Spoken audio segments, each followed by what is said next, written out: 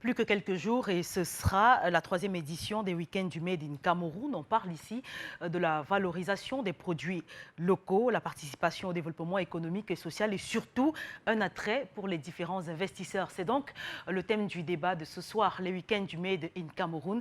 Quel impact dans l'économie locale? Et nous en parlons avec Jean-Pierre Mbanga. Il est le co-organisateur des week-ends du Made in Cameroun. Vous êtes également le président de Legends Association. Bonsoir et bienvenue. Le week-end du Cameroun, on connaît quand même Legends Association. Qu'est-ce que c'est? Alors, Legends Association est une association qui regroupe, n'est-ce pas, tous les acteurs qui œuvrent pour le développement durable, mais principalement aussi axé sur le Made in Cameroun. Donc, les différents producteurs du Made in Cameroun, nous les regroupons, toutes filières confondues, histoire de les mettre en valeur, de les mettre en lumière et faire connaître ce qu'ils font au grand public. Alors, j'ai également avec nous ce soir Suzanne Kalalobé, notre journaliste éditorialiste qui est également là. Bonsoir Suzanne et bienvenue. Bonsoir. Alors, je reviens avec Jean-Pierre avant de poursuivre avec Suzanne. Il y a quoi? Qu'est-ce que c'est que le Made in Cameroun d'abord?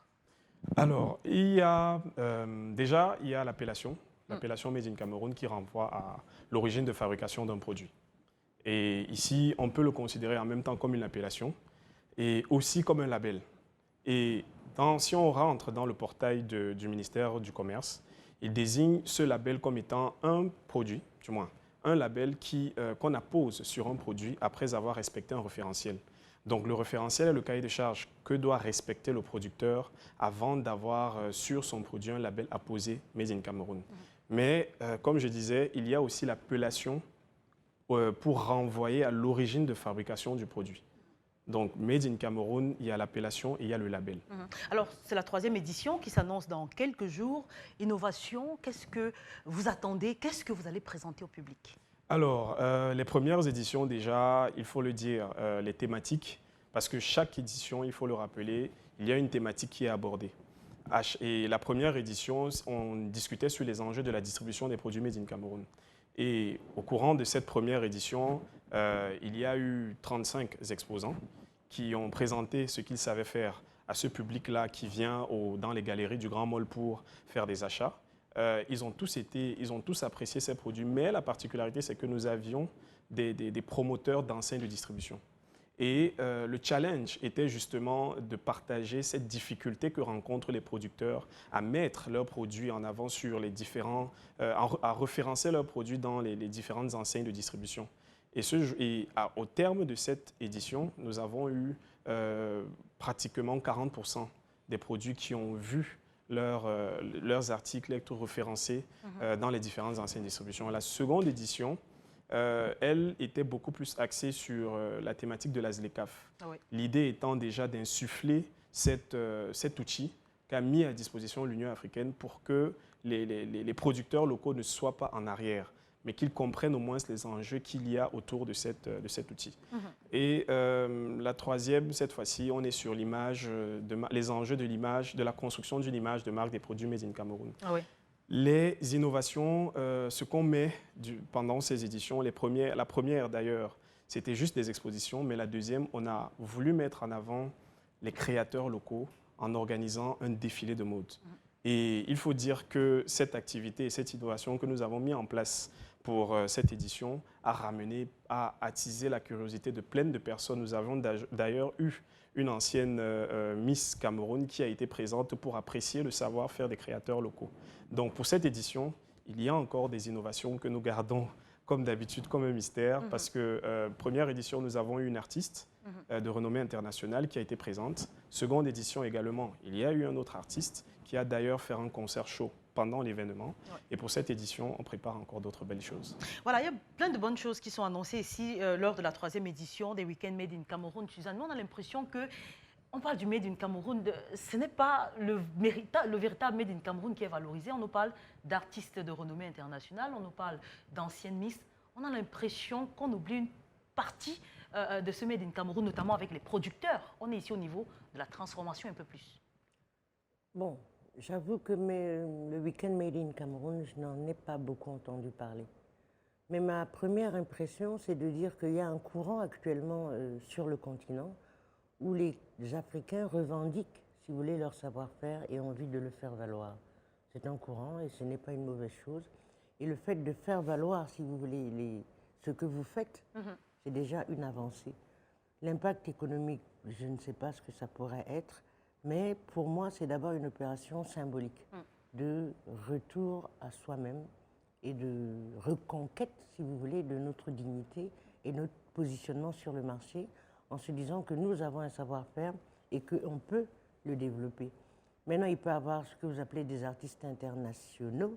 Tout dépend de quelle nationalité ils sont. Mais ces artistes internationaux, même s'ils ne sont pas des Camerounais, ils sont là pour porter une idée, c'est-à-dire vendre le label Made in Cameroun. Et je pense que c'est une opération de publicité qui, en soi, n'est pas mauvaise dans le contexte actuel et qui traduit, comme je vous l'ai dit, la volonté d'un combat. Nous sommes dans un combat où on sent que beaucoup de producteurs, de développeurs africains en ont assez de se voir imposer des produits venus d'ailleurs, alors qu'ils ont un savoir-faire ici. Et la question, c'est de savoir comment faire pour familiariser les acheteurs, donc les consommateurs, et comment les amener à considérer qu'il n'y a pas de mal, entre guillemets, à être camerounais et à acheter camerounais. Ça, c'est la première chose.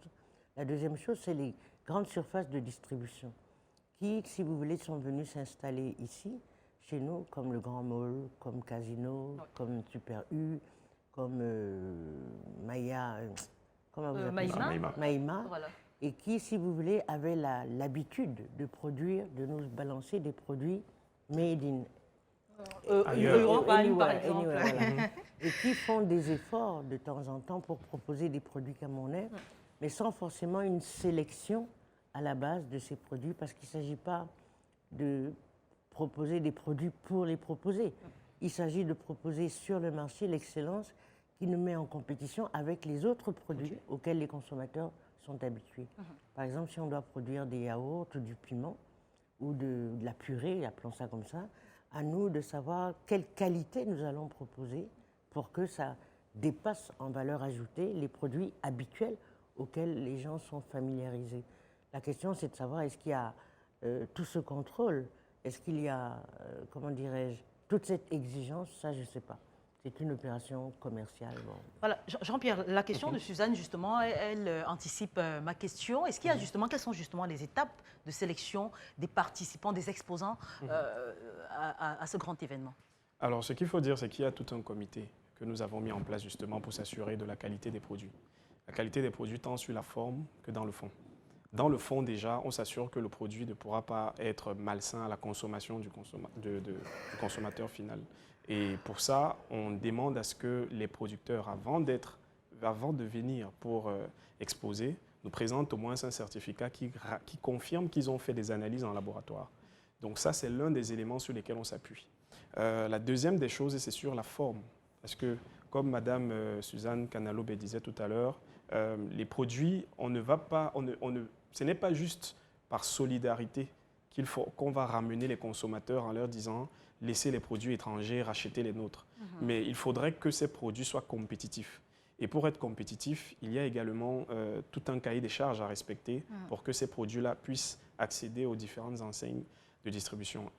Aujourd'hui, avec le comité, on va également chercher les différents partenaires techniques qui peuvent venir édifier les différents producteurs de façon à ce qu'ils puissent s'arrimer aux exigences internationales. On a la NOR, par exemple, l'organisme auprès duquel on se rapproche. On invite généralement pour qu'ils puissent venir édifier sur les différentes procédures à aborder pour obtenir justement une norme concernant un produit avant de le mettre à la distribution.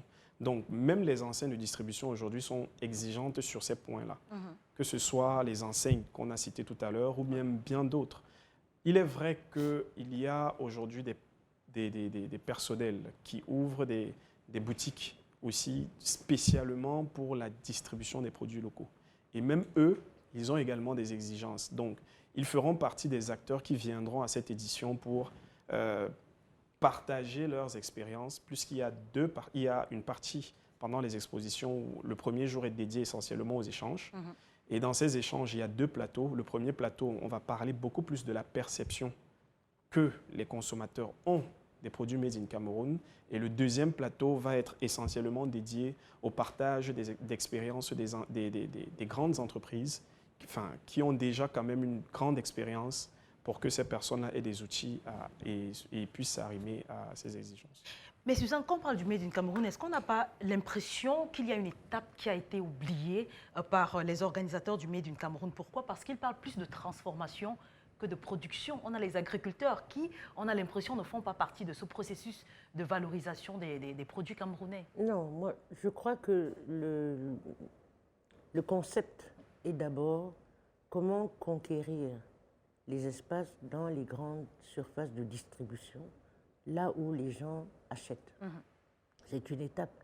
Ce n'est pas de convertir les producteurs à produire camerounais, parce que c'est ce qu'ils font, mais c'est de convertir les consommateurs à consommer camerounais et de leur dire que vous avez un label, et ce label, bon, ma foi, c'est celui-là. Maintenant, les producteurs, dans ce contexte, produisent, eux, camerounais, puisque c'est eux qui produisent. Donc la question, pour eux, ne se pose pas à ce niveau. La question se pose à cette échelle. Je suis producteur, je produis camerounais, mais qui me consomme?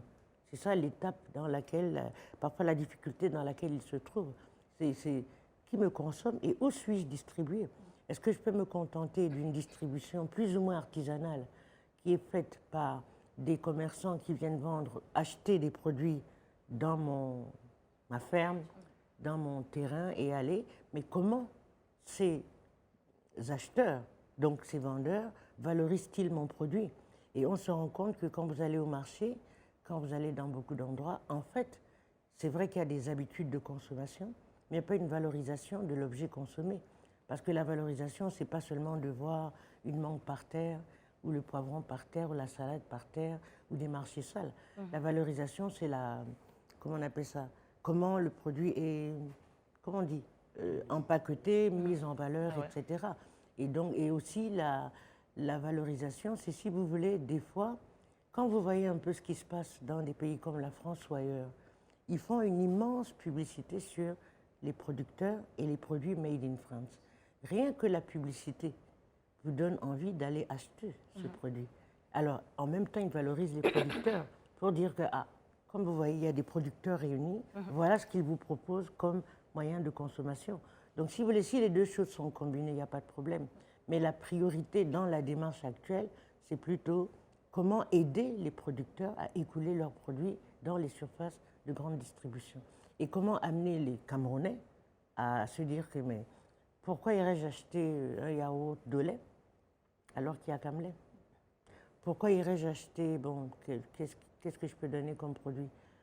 Du lait Lactel, alors qu'il y a du lait qui est produit chez moi. Mais maintenant, c'est plus que ça. Pourquoi n'irais-je pas acheter du maïs, mais pas sur le bord de la route, mais organisé et présenté autrement? Pourquoi ne prendrais-je pas des précautions pour acheter des prunes ou le piment, pas qui sont pas